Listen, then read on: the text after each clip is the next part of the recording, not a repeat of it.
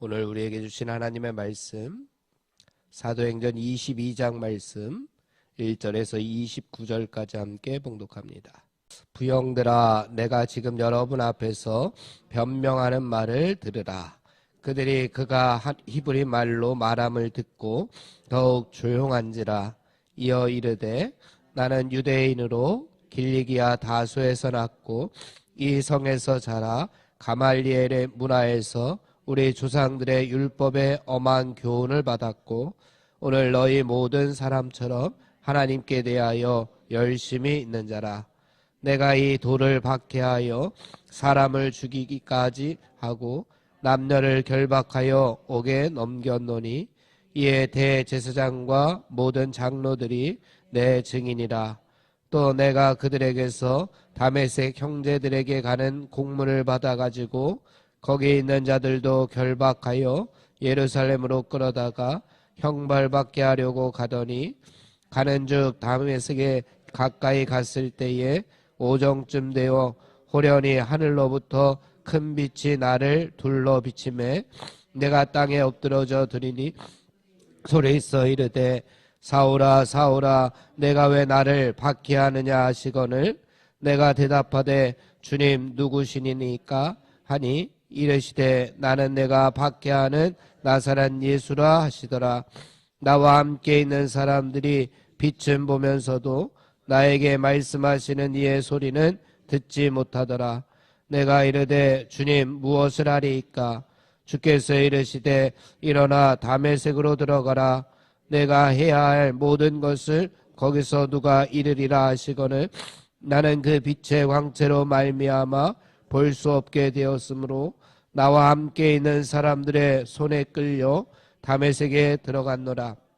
율법에 따라 경건한 사람으로 거기 사는 모든 유대인들에게 칭찬을 듣는 아나니아라 하는 이가 내게 와 곁에 서서 말하되, 형제 사울아 다시 보라 하거늘 즉시 그를 쳐다보았노라. 그가 또 이르되, 우리 조상들의 하나님이 너를 택하여 너로 하여금 자기 뜻을 알게 하시며 그 의인을 보게 하시고 그 입에서 나오는 음성을 듣게 하셨으니 내가 그를 위하여 모든 사람 앞에서 내가 보고 들은 것에 증인이 되리라. 이제는 왜 주저하느냐? 주의 이름을 불러 세례를 받고 너의 죄를 씻으라 하더라. 후에 내가 예루살렘으로 돌아와서 성전에서 기도할 때에 황홀한 중에 봄에 주께서 내게 말씀하시되, 속히 예루살렘에서 나가라. 그들은 내가 내게 대하여 증언하는 말을 듣지 아니하리라 하시거늘 내가 말하기를, 주님 내가 주를 믿는 사람들을 가두고 또 각 회당에서 때리고 또 주의 증인 스데반이 피를 흘릴 때에 내가 곁에 서서 찬송하고 그 죽이는 사람들의 옷을 지킨 줄 그들도 아나이다. 나더러 또 이르시되, 떠나가라. 내가 너를 멀리 이방인에게로 보내리라 하셨느니라. 이 말하는 것까지 그들이 듣다가 소리질러 이르되, 이러한 자는 세상에서 없애버리자 살려둘 자가 아니라 하여 떠들며 옷을 벗어 던지고 티끌을 공중에 날리니 천부장이 바울을 영내로 데려가라 명하고 그들이 무슨 일로 그에 대하여 떠드는지 알고자 하여 책찍질하며 신문하라 한데 가죽줄로 바울을 매니 바울이 곁에 서 있는 백부장더러 이르되, 너희가 로마 시민된 자를 죄도 정하지 아니하고 채찍질할 수 있느냐 하니 백부장이 듣고 가서 천부장에게 전하여 이르되, 어찌하려 하느냐? 이는 로마 시민이라 하니 천부장이 와서 바울에게 말하되, 내가 로마 시민이냐? 내게 말하라. 이르되 그러하다. 천부장이 대답하되, 나는 돈을 많이 들여 이 시민권을 얻었노라. 바울이 이르되, 나는 나면서부터라 하니 신문하려던 사람들이 곧 그에게서 물러가고 천부장도 그가 로마 시민인 줄 알고 또 그 결박한 것 때문에 두려워하니라. 아멘. 오늘 22장의 말씀에 보니까 1절에 부형들아 내가 지금 여러분 앞에서 변명하는 말을 들으라 라고 이렇게 시작하고 있습니다. 그리고 그 1절 뒤에 보니까 소제목으로 또 바울이 변명하다 이렇게 되어 있습니다. 변명하다라고 하는 단어가 뭐 어떤 잘못이나 내가 어떤 실수를 했을 때에 이런저런 구실을 대어서 그 까닭을 이야기하는 것이 변명입니다. 뭔가 잘못했을 때에 뭔가 실수를 했을 때에 하는 것이 변명입니다. 그래서 변명, 우리가 변명하고 들으면은 좀 어감이 좋지는 않습니다. 그래서 오늘 말씀이 변명이냐라고 했을 때에 좀 변명이 번역이 좀 잘된 번역은 아닌 것 같다라고 하는 생각이 듭니다.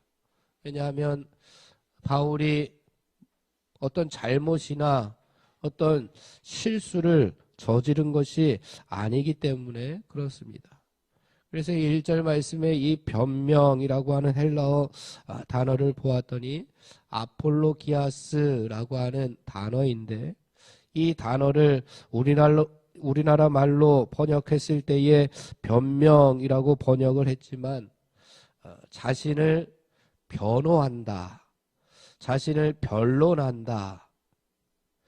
이 유대인들의 이 맹렬한 공격으로부터 자신을 방어한다 라고 하는 말로 번역하는 것이 조금 더 옳았을지 않았을까 생각을 합니다. 자신을 변호했다 라고 이렇게 이야기하는 것이 좋았을 것 같다. 변명했다 라고 하면은 조금 어감이 좀 좋지는 않습니다. 여하튼 지금 바울을 잡아 죽이려고 하는 유대인들에게 지금 바울이 변론을 자신의 입장을 이야기하고 있습니다. 잘못됐다, 실수했다라고 이야기하는 것이 아니라 오늘 말씀을 크게 네 가지로 나눌 수가 있는데 3절에서부터 5절까지의 말씀에 보니까 바울 자신의 출신 성분이 어디냐? 나도 유대인이다 라고 이야기합니다.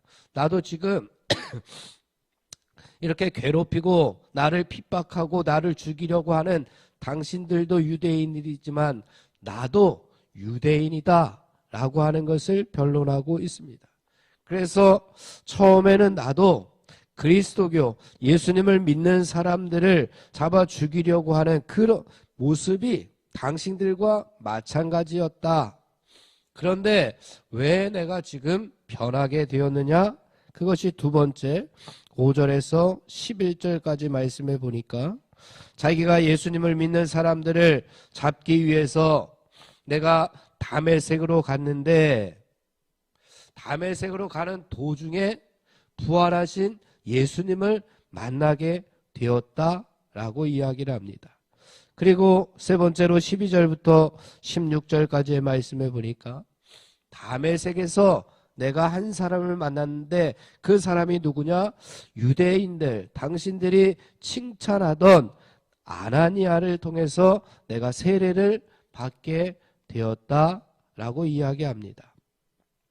그리고 마지막 네 번째는 17절에서 21절까지의 말씀에서 예루살렘 성전에서 내가 기도하는 가운데 여기까지는 이 자신을 핍박하는 유대인들에게 하는 그러한 이야기에서 별다른 그러한 거부감이 없었습니다. 나도 유대인으로서 또 똑같이 예수님 믿는 사람들을 나도 잡아 가두고 잡아 죽이는 그 현장에 있었고 그리고 다메섹에서도 유대인 아나니아 지금 너희들이 존경하는 그 사람을 통해서 세례를 받았고 또 예루살렘 성전에서 내가 기도했는데 그런데 이 다음이 중요합니다. 기도할 때에 그때 이방인의 사도로 내가 부름을 받았다라고 이렇게 이야기를 합니다. 이방인의 사도로 부름을 받은 장소가 예루살렘 성전이었습니다. 내가 원해서 된 것이 아니라 하나님의 주권적인 섭리로 내가 이방인의 사도가 되었다라고 이렇게 역설하고 있습니다. 우리 21절 말씀 함께 봉독해 보겠습니다. 21절입니다. 시작. 나더러 또 이르시되 떠나가라. 내가 너를 멀리 이방인에게로 보내니라 하셨느니라. 바울은 자신이 예루살렘을 떠나서 이방인의 사도가 된 이유를 지금 밝히고 있습니다. 왜냐?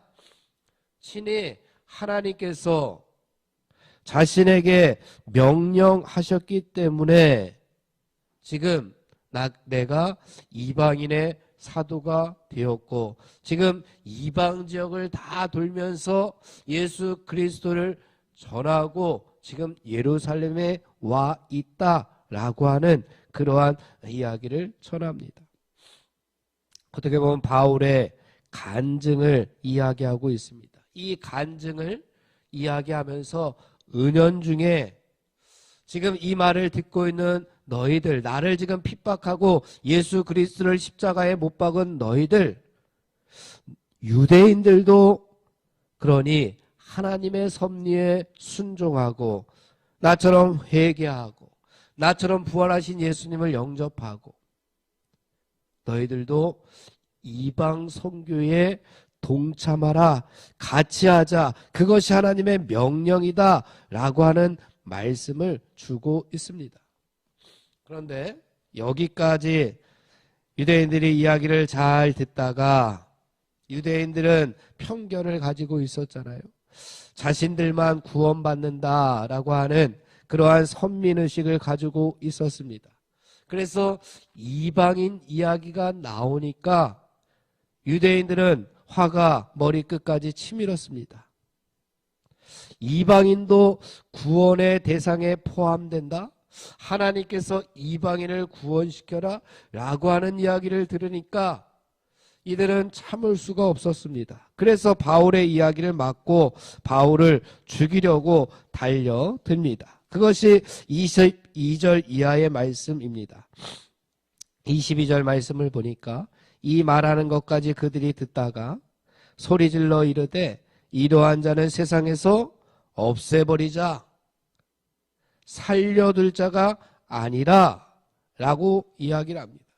한마디로 죽여버리자 라고 이야기를 하면서 23절 떠들며 옷을 번져 던지고 티끌을 공중에 날리니 이렇게까지 위협적으로 바울을 죽이고자 나서게 됩니다. 그런데 24절 보니까 천부장이 바울을 영내로 데려가라 명하고 그들이 무슨 일로 그에 대하여 떠드는지 알고자 하여 채찍질하며 신문하라 한데 이렇게 명령을 내립니다. 천부장으로서는 이 상황이 이해가 되지 않았고 그래서 채찍질하고 신문하려고 했지만 그 뒤에 말씀을 보니까 바울은 로마 시민권자였습니다. 그래서 함부로 채찍질을 하지도 못하고 신문을 하지도 못합니다. 로마 시민권을 가지고 있었기 때문에 함부로 대할 수가 없었습니다. 여기서 천부장은 자기는 로마 시민권을 많은 돈을 주고 샀는데 어떻게 네가 로마 시민권을 가지게 되었느냐라고 묻는 장면이 그 뒤에 이어지고 있습니다. 이 당시에 로마 시민권을 갖는다라고 하는 것은 대단한 것이었습니다.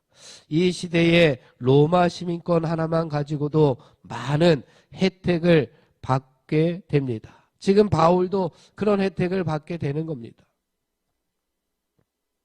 이 로마 시민권, 이 말씀을 보면서 저는 이러한 로마 시민권도 이렇게 큰 특권이 있는데 바울이 정말 가지고 있었던, 그리고 우리가 가지고 있는 천국 시민권은 얼마나 더 좋고 얼마나 더 큰 혜택을 우리에게 줄 수 있을까? 로마 시민권이 좋았다면 바울이 로마 시민임을 계속해서 자랑하며 평안하게 살 일이지, 반대로 바울은 그것을 가지고 편하게 사는 일에 쓰지 아니하고 그는 지금 천국 시민임을 자랑하며 그것을 위해서 일생을 헌신하며 살아왔습니다. 그런데 더 놀라운 사실은 이 천국 시민권은 로마 시민권과 같이 돈을 주고 살 수가 없다는 사실을 이야기하고 싶었을 겁니다. 물론 한때 중세 카톨릭에서 면죄부를 통해서 그런 적은 있었습니다. 그러나 이 모든 것이 타락의 증거가 되었습니다.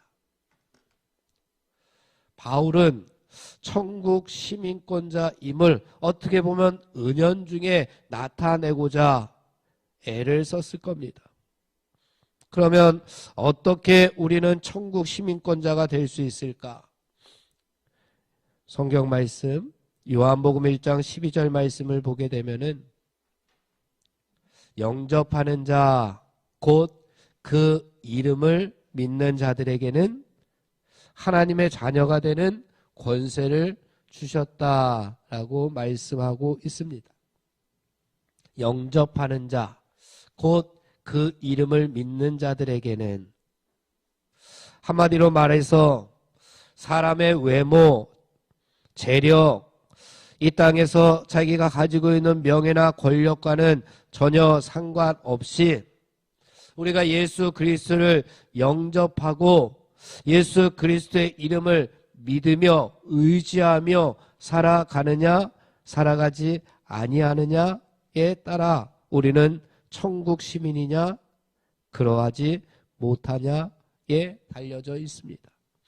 사랑하는 성도 여러분, 우리 모두 예수 그리스도를 우리의 삶 가운데 영접함으로 말미암아서 곧 그 이름이 예수 그리스도께서 나를, 내 죄를, 죽을 수밖에 없는 나를 살려주실 것이라고 하는 그 사실을 우리가 믿음으로 말미암아서 나도 하나님의 자녀구나, 나도 천국 시민권자이구나 라고 하는 것을 우리가 명심하고 오늘도 하나님 나라를 건설하는 천국 사명을 감당하는 복된 하루가 되기를 주님의 이름으로 축원을 드립니다. 기도하겠습니다. 하나님 아버지,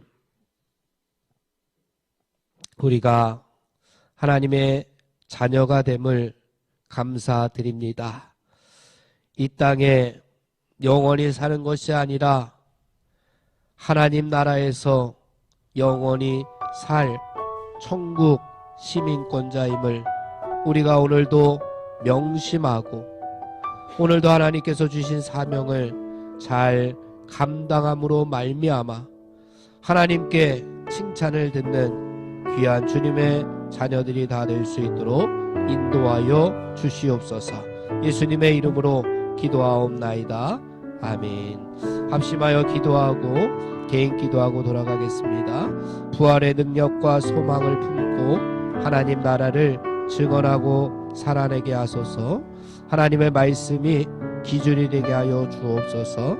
질병과 연약함으로 고통당하는 사람들을 치유하여 주시옵소서.